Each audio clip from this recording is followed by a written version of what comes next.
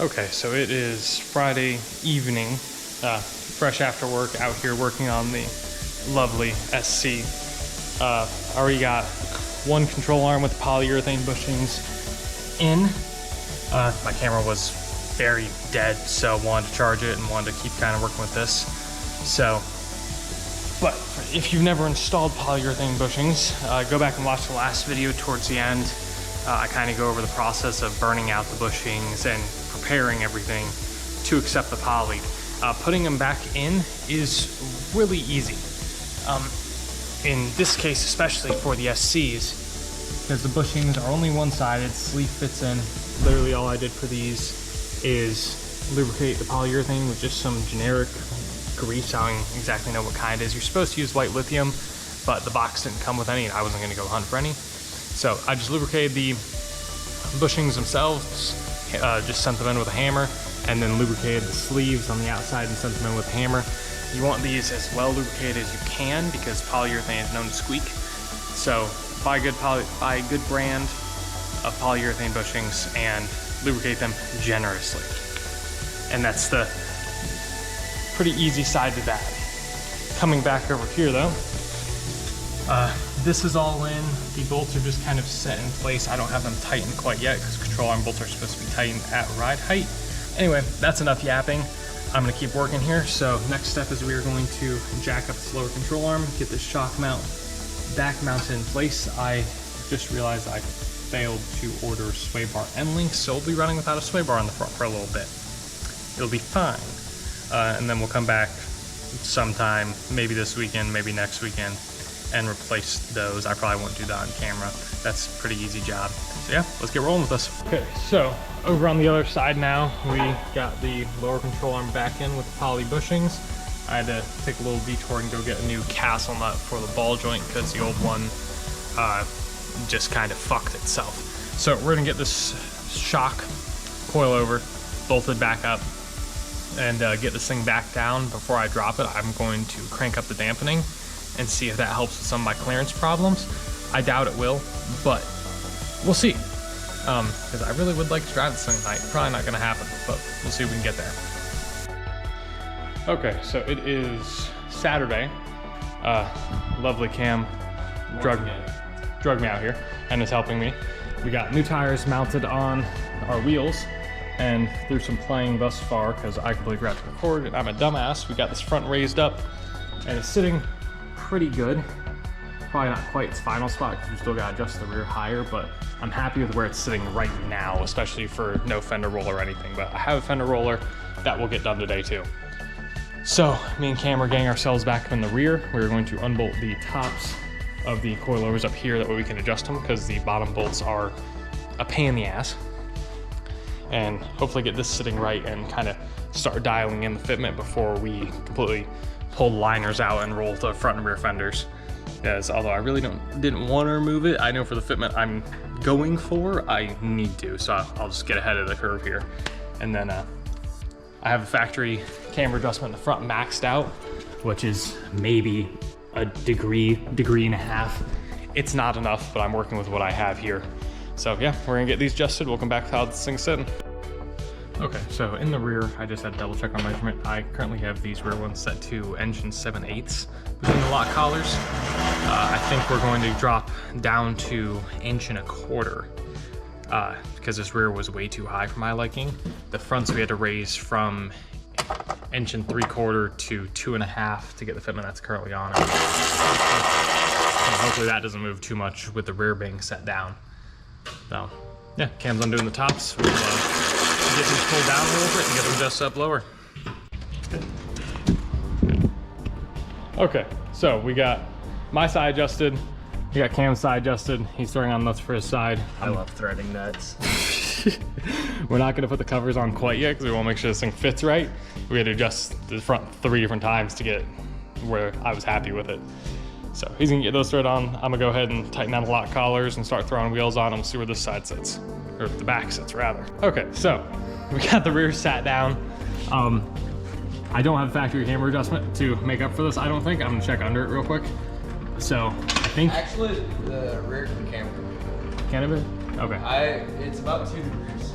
All right, so I guess I'm gonna look at that and see if I can't throw some more camber at this to make it clear. I'm gonna roll the fenders anyway, just for clearancing purposes. But yeah, so we're gonna get this backed up, see what camber adjustment I have, max it out if there's any, and then go from there. That's it. Last step of all this will just be rolling the hell out of the fenders and pulling any sense of liner I have. So we'll come back to y'all. So there is rear adjustment for camber, but it's camber and toe. And not only are A, the bolts rusty, but B, that I already don't trust this rear alignment, and I don't really want to mess with it and make it any worse and undrivable, because I've probably already done that with the front. So I'm gonna leave it alone. I already have a buddy that will do my alignment for me, and he's not gonna care if I tell him to get the camber as far as he can. So we are going to go ahead and pull these stupid little liners off the edges here and roll the hell out of these fenders. We just have a bunch of Phillips head screws all the way around here. We're just gonna pop those off and see what all can do. Cam already has one heat gun. So I got the other one here, so we're gonna heat these up, try not to destroy my paint too much, although already it's kind of destroyed. And we'll see how this goes. I've never rolled fenders before, so I'm gonna figure it out. Okay, so we got this fender rolled. It did have a little lip there to retain a piece of trim, and it is pretty dead flat. A lot of the paint came off. We tried heating it up before we did it, but whenever you're going that far, it's bound to crack. So I'm okay with that. I'll get a little bit of black spray paint, just touched up some, and it'll be fine. So with this side done, we're going to go ahead and move to the other side and repeat the same process. Get started with a hammer, roll the shit out of it. I'll try to actually set up a time lapse this time, though it probably does look as goofy as it feels, just rolling this damn wheel back and forth. So yeah, let's see how this other side turns out.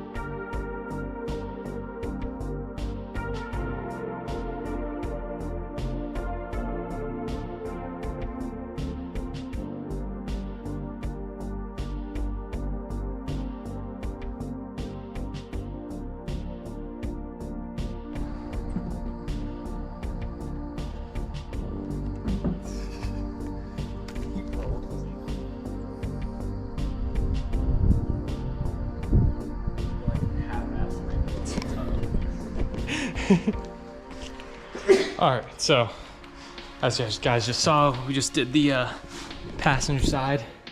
Not as nice, a lot more paint flaked off. I probably could have taken time and putting more heat to it and stopped it, but fuck it, it'll work. Also unveiled our one rust spot on the whole car, which kind of sucks, but we'll throw some spray paint on it and it'll be fine. And maybe liner, like Cam said. So I'm gonna knock off all this flake and go and get the tire back on. Hopefully this all clears, and then we'll move on to the front and roll those, because they're definitely gonna need it just as bad as the rear does.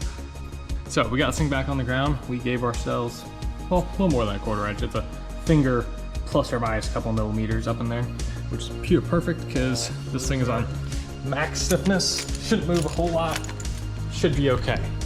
So we're gonna move to the fronts now. We're gonna do the same thing, which is more so just kind of for my comfort, and I mean, we do need it. We are hitting as it sits, so if I was able to gain that much clearance back there, I should gain even more. And then with the front off too, we're going to pull the fender liners completely out. Although I don't know if I get to it tonight, I want to chop the bumper supports and put them back in place, because I know I'm not going to hit those. It literally is just the fender liners I'm worried about. I have clearance everywhere else, so I think. So yeah, let's get this front jacked up and we should be good to go.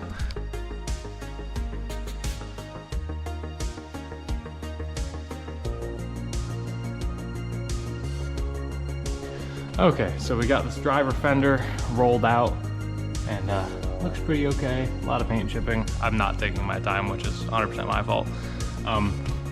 The roller does not clear my caliper, so you can see where kind of it fades out. I'll probably hammer that back a little bit more, but I really didn't have any clearance issues back there, so it shouldn't be a problem. So I'm gonna finagle this wheel liner back up as best as I can. Even if I just got to chop a section of it just to put up top and around that back area, make me feel better.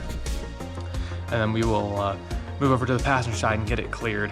And then hopefully we'll be good and we can get this thing back on the ground. I miss driving it. So I just did a little test fit of the old fender liner, see if there was somewhere I could cut it to just kind of protect all those wires, and there really isn't a good spot. So what I think I'm going to do is just leave it for now, see if I even rub. And if I do, I think I'm going to come back with like some 16 or 14 gauge sheet metal and probably just make a little guard for it. I'm not too worried about it right now. I'm more worried about just getting this thing on the road. So once we see how it rides, if I rub it all, I'll come back and make a guard if I need to. So coming over this other side now, I went ahead and I got the wheel liner out of it. Oh, that's a big old chunk. And I'm going to repeat the same process I did on the other side. Just start beating these in with a hammer to get the initial clearance and the initial roll, and then we'll put the roller on it and get the rest of my clearance. Okay, so me and Cam tried to go for a drive to go get pictures because this thing looks amazing. And the second we got on the road, everything just started hitting in the front, and I would have S-chassis'd myself probably within the couple of miles it took to get to our spot. So, and I'm getting it jacked up here and we'll show y'all. So yeah, on the driver's side, I've got my flashlight here. Yeah, anytime it's a decel or I'm on the brake or any bumps, it was just hitting. So unfortunately, the front has to come up, which sucks, but it is what it is. The rear still looks good and I'm okay with that. So we're just going to raise the front up. What did we set the front to, 2.5? Yeah. Yeah, so we'll probably go 3.5, somewhere in there. Try to keep this thing lower, even on max dampening. This thing's still really soft, which I mean, on the bright side means it's gonna ride okay, but not great when you're trying to go for fitment. So we're gonna pull these wheels back off and see what we can do here. Now we'll show you what. Take 3. We have raised the front.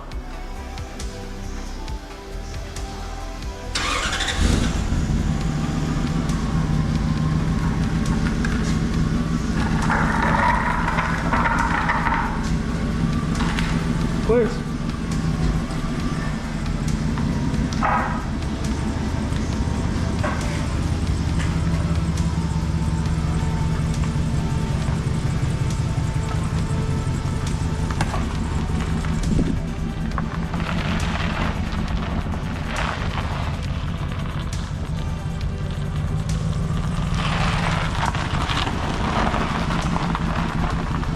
Oh yeah, Nate.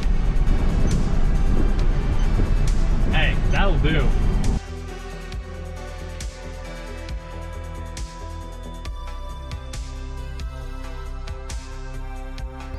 Oh yeah.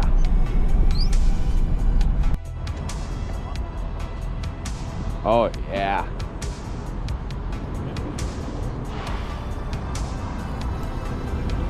Much better, much better.